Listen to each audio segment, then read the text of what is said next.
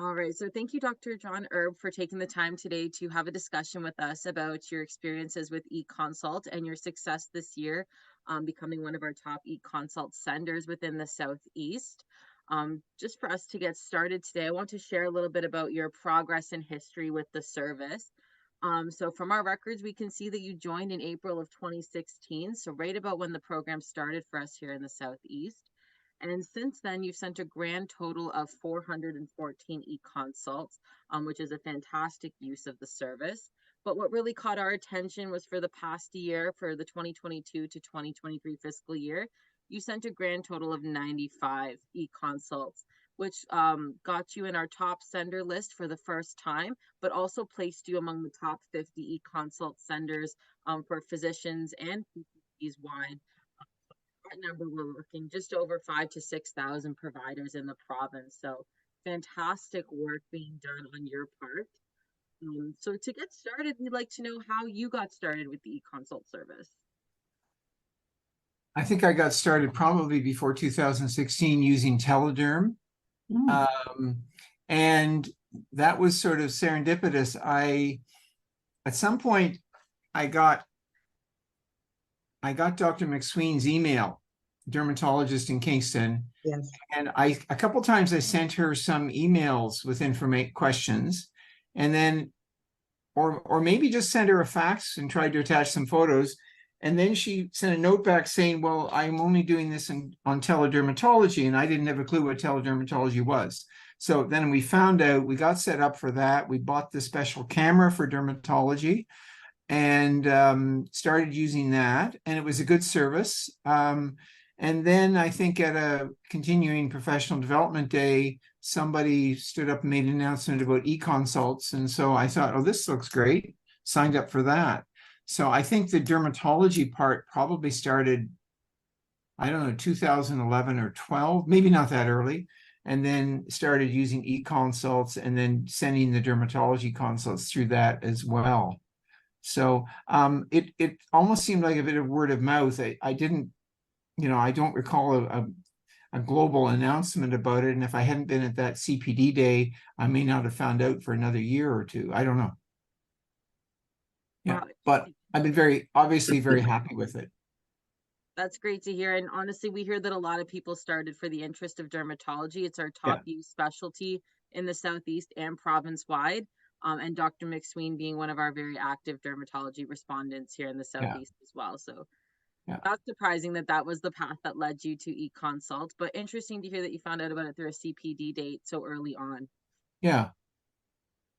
All right, our next question would be is just involving the workflow and how you've incorporated eConsult into your practice. So because it is a relatively newer system in the grand scheme of things when we talk about healthcare and digital service offerings, we'd like to know how you embrace the service, if there were any barriers or facilitators that played into that, and then if you're leveraging any support from admins or delegates for your eConsult workflow. Okay, so the answer to the second part of the question is very brief. No, okay, I can look at you straight ahead instead of off in the corner. No, I do it all myself. To me, asking someone else to do it for me would just add one more layer of, I don't know. I mean, it would add to someone else's workload and probably add to one more obstacle to getting it done. So I do it all myself. Obviously, up until now, I've been, going to I have to go to the website. It has not been incorporated into our EMR as of yet. I think it's going to be once we get through this transition. So I do it myself, and I will. So it's a bit more cumbersome than just sending a consult from your EMR, because you have to have your documents, and sometimes depending on how complex it is, I may sometimes write a consult letter with attachments in my EMR and then export that as a PDF to my desktop and then upload it. And sometimes I'll just do it right in the eConsult window, depending how complex it is. Usually sometimes the photos, let's say for dermatology, are in our system. Sometimes they're not. So but I do it myself. I don't tend to do it when patients are there at all. This is something that happens at the end of the day or in the evening, when the rest of the work is done. Right. Wonderful. And so you said that you're transitioning your EMRs, and I believe you said it was Avro as they're in Yeah. the of embracing. So yes, there are options for Yeah. integration with eConsults. So be happy to support that as you guys transition and you feel ready Yeah. to take on that service. So Yeah. definitely look at making the workflow a little bit more efficient for you, and less of an opportunity to leave the EMR and go to that web-based Yeah. platform. Yeah. Mm-hmm. Because it's Yeah. my understanding that the functionality can be in the EMR now for that version of. That's right, and it's there, but we just transitioned a week ago. So we're going through whoever it is, Ontario Health or Ontario MD or somebody, Yep. to get the proper approvals with the new EMR set up. And Right. I suspect within a week that will have happened. So the other end of the workflow up until relatively recently was taking the eConsult report again, because it wasn't in our EMR. Yeah. Exporting it to our desktop and then uploading it. Now the consults are can automatically be sent through HRM. Yes. And so it saves that one step. A funny little workflow thing. Up until recently, they've all been coming in as two separate HRM documents. I haven't had a new one since we've converted our software, but I mean, they look the same. So it saves one step. Right. Yeah. Well, it's all about trying to make ease of workflow, right? Yeah. So. Yeah. Mm-hmm. All right. So our next question is a little bit more related to the patient experience and your experience as well. So what benefits have you experienced from using eConsult, and what value do you see in using the tool for yourself as a practitioner, but also from the perspective of your patients? Well, from the perspective of the patient, whatever the question might be, obviously we get a much quicker response than my sending a consult, an in-person or even a virtual consult. There are situations where I could pick up the phone and call somebody, and that sometimes is very satisfactory. And it used to be what you would do before this option, but now you've got something in writing. I think the specialist is they're probably remunerated for their time better. They can maybe take a little more time in thinking about their response, as opposed to having to do it over the phone in the middle of whatever else they're doing. Sometimes it leads to a consult, an in-person consult. For me, one of the interesting things has been with some specialists, and this depends a lot on who it is, I probably get a more detailed response, perhaps broadening my knowledge of the situation, than I would have from an in-person consult. In part because, for example, dermatology, I find at times, I think if a dermatologist sees a patient, it may be very obvious to the dermatologist what it is. And I get a response that says, yeah, this is what it is. When I send an eConsult, they're basing it on my description and just a photo without a chance to see the patient in person. And I find sometimes I'm getting more information about differential diagnosis of conditions, because the dermatologist is saying, well, here's what I think it is, but there's a possibility based on, what you've told me, that it could be one of these other three things. So you may want to think about that. Whereas if they'd seen them in person, they may not have mentioned those other things, because, it's obvious what it is. So that's broadened my knowledge there a bit. I think in some cases it has involved me in more, I'd say more of the management workup of patients. Sometimes that feels burdensome, but other times you get ahead of things, and the specialist says, here's what I think you should do. Maybe I should see the patient anyway, but in the meantime, I'd like these things done. And again, I think if they're sitting down and writing something, they're putting more thought into it perhaps than they just might be on a telephone call. Because sometimes that telephone call is just to deal with, okay, do we need to do A or B today? Mhm. Whereas the eConsult sometimes is definitely looking, I think, perhaps, okay, over the next period of time, here's how you might manage this. Yeah. So that's valuable for me for learning. And it's definitely valuable for the patient. And obviously at times it saves the patient a lot of time.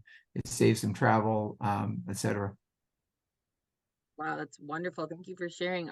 Just a quick follow-up question. Have you found that some of the information and resources perhaps that specialists are providing for you, have you gone back and referenced those when you're visiting with other patients, or has that, stopped the need for an additional e-consult or referral in the future Oh, because you have all this knowledge at your exposure?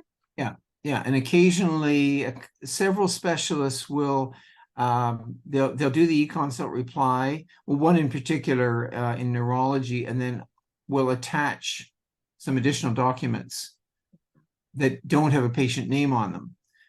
And so a number of times I've saved those to my computer desktop or to our eDocs within our EMR, so that just sort of as a reference for somebody else.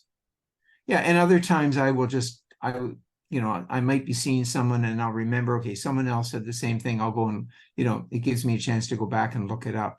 But again, the nice thing about that, it's documented. Mhm.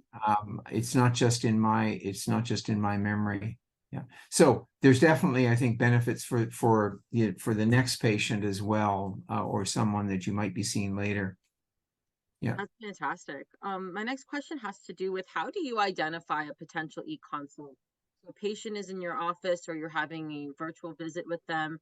How do you identify what constitutes the need for an e-consult, and how do you carry that forward? Well, simply if I don't have an answer, that's one thing. Um, or I mean, I use UpToDate a lot.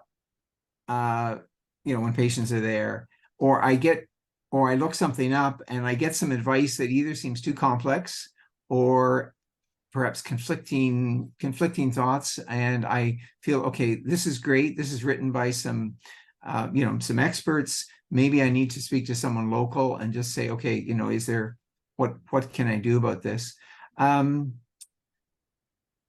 Sometimes often depending on the specialty. I mean, dermatology, it's a lot about, okay, I know it's not one of the following 10 things, but what is it, something else? Sometimes you're dealing with a situation that's you haven't come across before. I mean, and I've been in practice for 40 years, and I am amazed at how many times I see cases or diagnoses are made that I have never seen in my career. And it's not that I've missed them. I mean, maybe some things you weren't aware of at the time, but things that a diagnosis that I've never even seen, or something that you've seen 15 years ago once. So, or you get some lab results back and you say, okay, I did these lab results, maybe with the hope that they would all be normal. And there's something that's unusual that I am not used to dealing with. And I need some advice. And again, I think getting a sense of what the what would be recommended by the local community.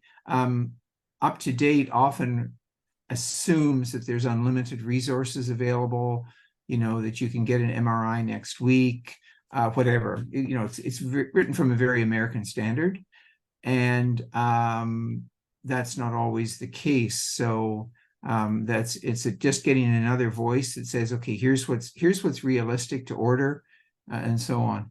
So it's interesting. Sometimes it's driven by patients who they aren't necessarily happy with what you think they've got, or they say, well, what about seeing someone else, or this and that? And in my mind, I say, well, you're not going to be able to see someone in this specialty for 10 months or 18 months, but I can get an answer next week. And that's definitely, yeah. When you seek that advice through an eConsult, I always think of it as opening a door, right? You're either going direct to specialist, in which case you know who you're going to reach out to, or you're thinking about, well, I'm just going to go to the provincial group or the regional group and pick a specialty, and there we go. So where do you find which door are you entering? Do you know who you're going to reach out to, or do you just find that you're going to a group asking the question more generally?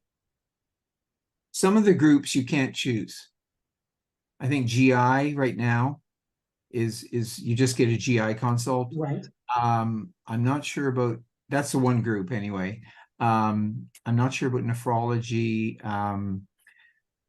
If I've had personal dealings, personal as in a patient seeing someone before, and someone whose advice I've appreciated before, either through eConsult or through real consults, I'll look for that person if it's in their area of expertise. Right. So that's one thing. Or I might know of someone from having been at a CPD day that, or, looking up online at Queen's, someone says, I've got this special interest. Well, if you can find them, it's worth using that person.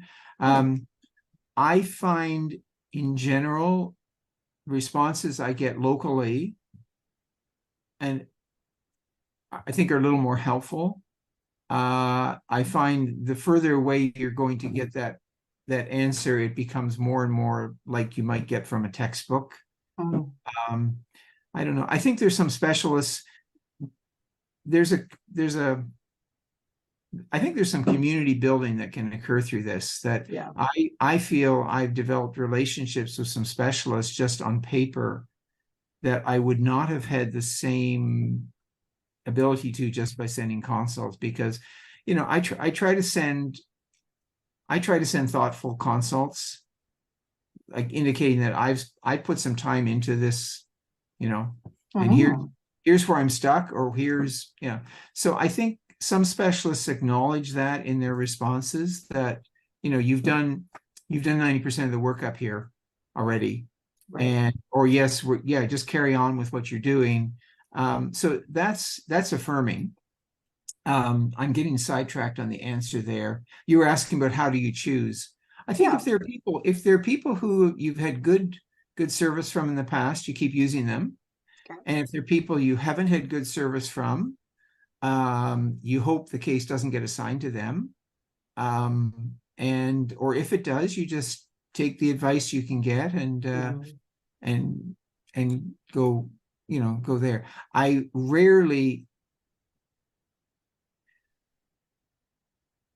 would say I don't use eConsults for second opinions on cases where patients have already seen another specialist. Right. Now, that would be an option. And I suppose there might be some case where I've got some direction from a live specialist or an eConsult that I think, okay, they didn't understand what I was talking about. My first response, and there's been a couple times where I've got an answer back that it's either I didn't make it clear, or they just did it too fast. And there've been a couple times that I've written back and said, no, this is, that's not the answer that's not the answer I was looking for. Right. Because, here's the question. And so you have to do that sometime. And you can't do that with an in-person consult. Well, you could. You'd have to write a letter back and say, you misunderstood. Well, it's actually, thank you for the response, because it answers the question that I had, which was, can you have an ongoing dialogue with somebody through eConsult, and do you find that effective? Oh, absolutely. Yeah. And there's one little workflow thing that if you've so if someone has made some suggestions and you've done some further investigations, I can't get back into the original consult to continue it. So if you haven't closed it, you can ask for clarification. Right. But once you've closed it, you have to start a new one, and that's okay. It's not that big a deal. But occasionally, I've had to do that. Um, there are some specialists who've said there's some specialists who go the extra mile. There's no question. Mhm. There's some people who I've done an eConsult and then I sent them a referral later, and I make it clear that there's been an eConsult, and they say, "Oh, I don't have access to those." And I thought, well, you could just get someone to go and get it. Uh, Mhm. there are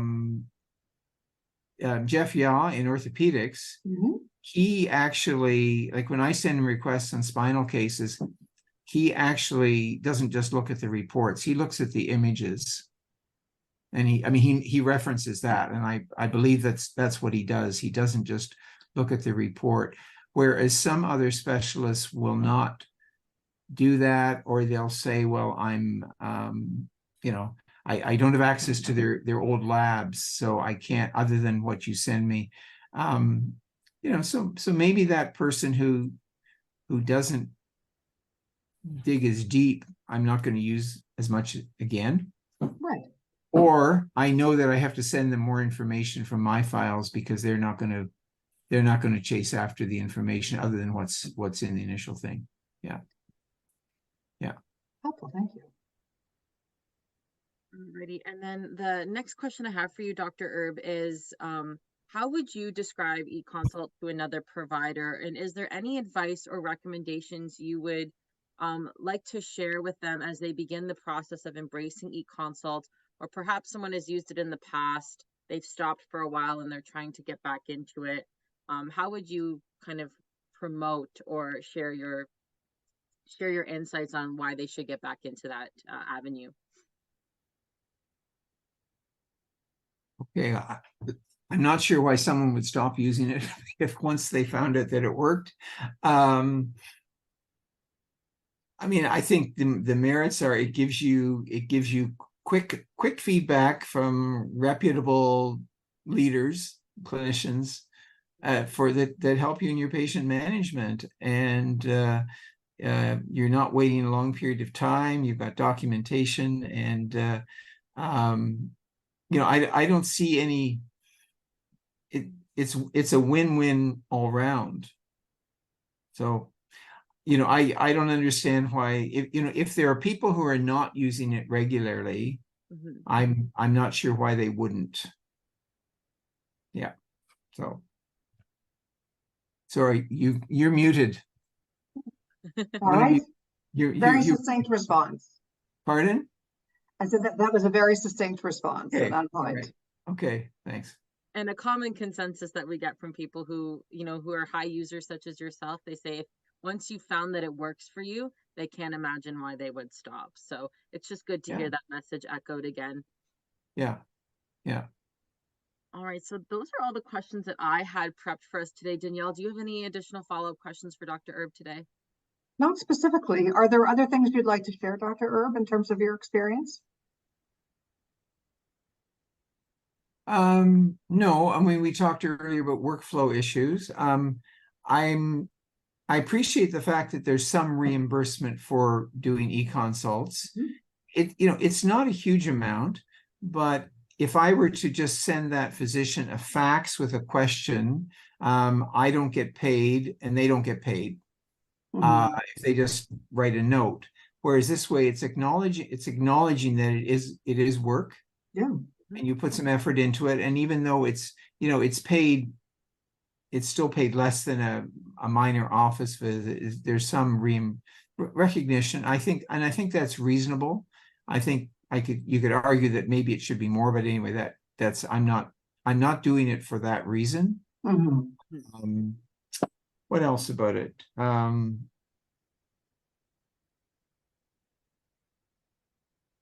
and I it seemed to be a banner year for eConsults. I guess that's one question I'm curious about.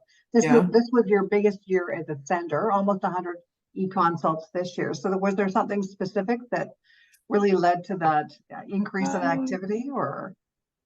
No, I don't know. I'm not sure. Okay.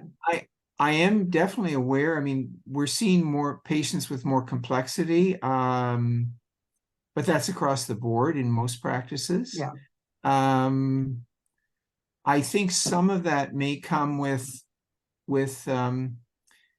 if you discover that someone gives you a good reply on an eConsult, a helpful reply, there may be more likelihood the next time somebody comes in that maybe in their area of specialty, just sending an eConsult, sometimes inquiring, is this someone that you should be seeing or not? Or should we just carry on? So I may be asking more of those questions about, eConsults that maybe are not, let's say, requiring a diagnosis, but rather just affirmation of a management plan.